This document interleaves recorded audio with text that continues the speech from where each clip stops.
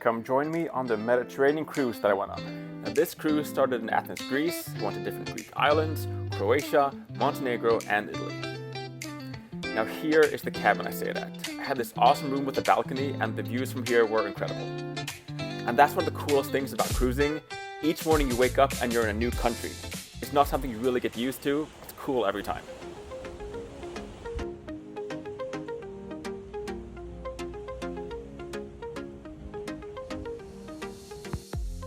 So here's the ship, the Celestyal journey. Now when I got off the boat, my plan was to walk to this lighthouse that I looked up. However, after walking a while on the trail, I saw that you can instead go upwards toward the top of the mountain, so I decided to do that instead, not really knowing where it was going. But that's one of the joys of solo traveling. You do whatever you want all the time. Now, solo traveling isn't for everyone, but it's something that I do recommend that you try at least once, because it's a very freeing experience. As I was walking, I had this amazing view, slowly getting higher and higher, looking out over the sea where the ship was. Eventually, I got to this amazing lookout point. Definitely worth choosing a random path than going to the lighthouse. And even though this was the first day, this lookout was one of the highlights of the journey and set the tone.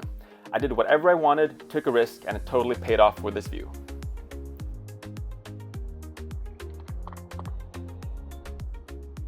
I then continued walking down the mountain and got to the city, was there for a bit before heading back to the ship, got some food, and then headed out again to actually go see this lighthouse. And it was alright, nothing special, but still happy I saw it. To finish off the day, I went to the special spa area where they had a steam room, hot tub, and heated seats. Perfect way to end the first day.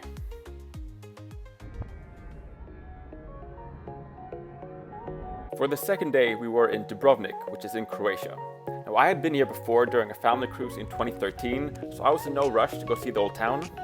I saw though that you could hike along a cliff top to get from the ship to the city, so that's what I did. Now this was a great hike, as you could see the water almost the whole time, as you slowly made your way to the city. And as you got higher and higher, the view kept getting better. However, sometimes my cameraman had some problems. Now initially I hadn't planned doing this much hiking, but I'm so happy that I did.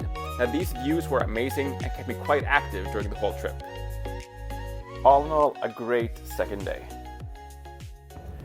Next morning, waking up in Kotor, which is in Montenegro.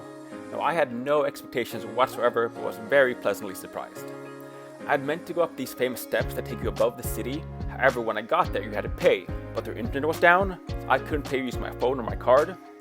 I went to find an ATM, but as I was looking for one, I decided to instead walk up these cliffs that I could see in the distance.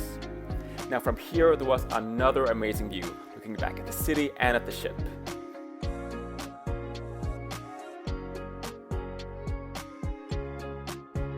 I then walked down to the old town, and of course had to have a piece of cake.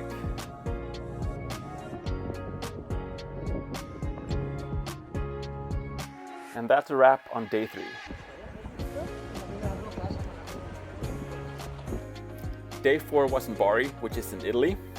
Now I didn't film a lot here, but started off the day visiting these really cool caves,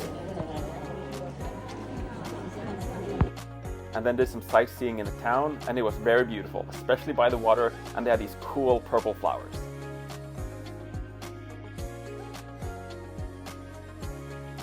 Of all the days, this was the least exciting, but it was still a really nice day.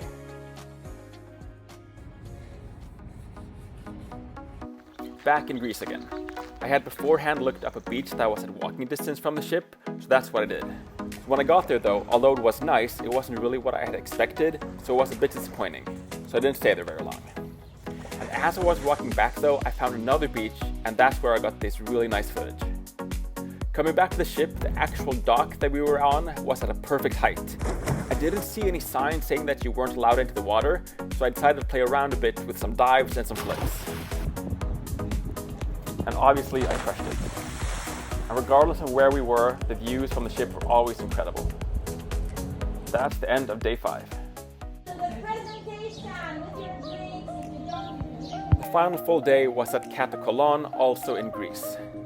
Started the day off by where they held the first Olympics, and naturally I had to do some flips here. However, there were guards everywhere making sure you didn't touch anything, but apparently doing flips also was banned. Then followed with an olive oil tasting.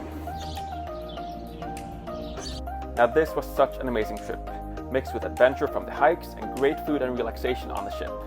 I hadn't been on a cruise for several years, and after this I'm really excited to go on another one.